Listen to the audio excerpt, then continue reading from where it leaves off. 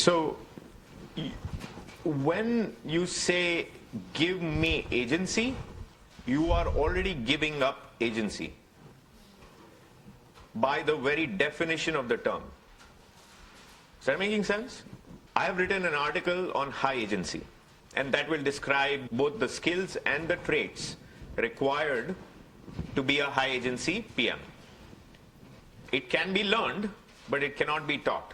There's a difference between learnable and teachable. And if that is confusing, I will tell you, most of the most useful skills in your life that you already possess, they were learnable but not teachable. So sit with that for a bit. The way I'll pivot this question is that, yes, there are some companies and some cultures where PMs and the product management function is not deemed important enough to lead new product work or to lead the generation of ideas or lead the generation of strategy, and that they are relegated more to like basically glorified project management or glorified program management. So that is what I call a PM serviced culture, where the PMs are a service function. There is some other function that has more power and more responsibility. 9 out of 10 cases, it's either sales or engineering. So in those organizations, PMs might feel like they're not given sufficient agency.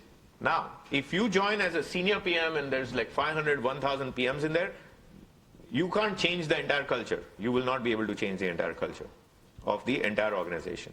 But you will be surprised how much you can change the culture of your team, the direct eng PM design team you are working with, significantly.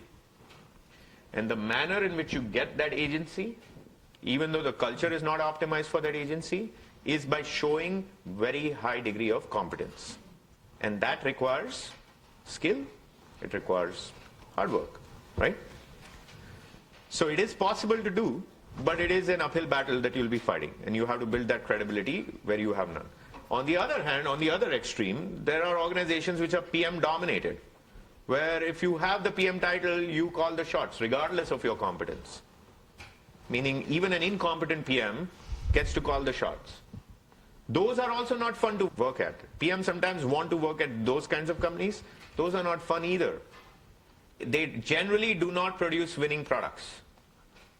Or they used to produce winning products as a startup, but now they've grown, they've deteriorated their culture. So it's not fun, even though you have all the power as a PM, it's not fun if you really love building products and good products, the products that succeed, it's not fun. So what you want to seek is what's called a PM guided culture. And the heuristic for evaluating what is a PM guided culture is it's a culture where an incompetent PM does not have very much influence, but a competent PM has a very high degree of influence. And PM guided cultures also tend to have engaged engineers and designers. And it's that engagement of engineers and designers, people who care. You cannot teach care either. You cannot teach care. And you cannot force care on anyone. All right? And if you don't believe that, for those of you who have children and multiple children, you already see that. But if you don't, when you get children, you'll see it. One will care, the other doesn't care. You cannot teach it, you cannot force it. Right? It doesn't happen. If you don't have children, you can also compare to your siblings, and you'll get some idea. So I recommend that people seek PM guided cultures, not PM dominated.